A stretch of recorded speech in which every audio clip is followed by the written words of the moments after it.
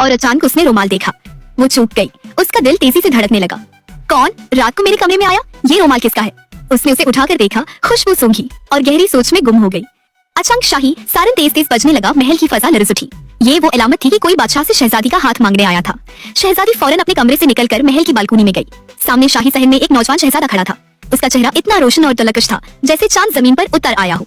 उसकी आंखों में रोशनी थी, कामत में विकार और लिबास में वही रंग जो रुमाल में थे। शहजादी का दिल एक लम्हे में बेअख्तियार धड़कने लगा। वो जान गई ये वही है, वही जो हर रात चुपके से आता था। वो खामोशी से उसे तकती रही जैसे वक्त थम गया हो। सिपाहियों ने शहजादी को बादशाह के दरबार में ले जाया। बादशाह अपने सुनहरी तख्त पर बैठा था।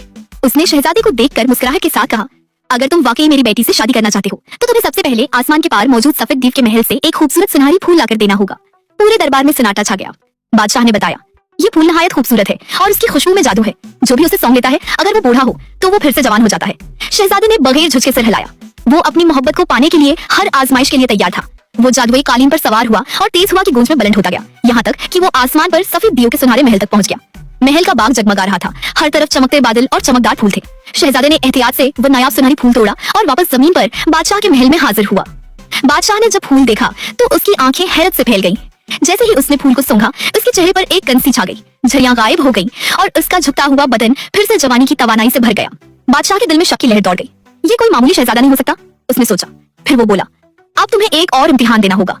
अगर तुम वाकई इस काबिल हो कि शहजादी को अपना बना सको तो तुम्हें आसमान पर मौजूद सारे बादलों को एक बोतल में बंद करके लाना होगा। ये सुनकर चांद शहजादा के चेहरे पर फिक्र की परछाइयां छा गई। वो सारी रात परेशान रहा। महल की बालकोनी में खामोश खड़ा सितारों को तकता रहा। तभी आहट हुई। शहजादी चपके से उसके कमरे में आई। चांदनी रोशनी में वो किसी ख्वाब की तरह लग रही थी। शहजादे ने जैसे ही उसको देखा, उसके चेहरे पर मुस्कुराहट आ गई। उसकी सारी परेशानियां, सारे अंदेशे यकायक दूर हो गए। वो निगाहें झुकाए धीरे लहजे में बोली, अगर तुम मुझसे शादी करना चाहते हो तो तुम्हें हर हाल में मेरे वालिद मोहतरम की तमाम शर्तें पूरी करनी होंगी, तभी हमारी शादी मुमकिन हो सकेगी। शहजादा खामोशी से मुस्कुरा दिया। अगली सुबह उसने अपने दिल में पख्ता इरादा किया। वो अपने जादुई थैले के सामने बैठा, गहरी सांस ली और बोला, आए जादू के थैले, मेरे दिल की ख्वाहिश पूरी कर। कोई ऐसी शय मेरे हाथ में आए जो आसमान के तमाम बादलों को एक शीशे की बोतल में बंद कर दे। उसने आहिस्ता से हाथ थैले में डाला और लम्हे भर में एक चमकती रोशनी भरी। अस्सलामुअलैकुम।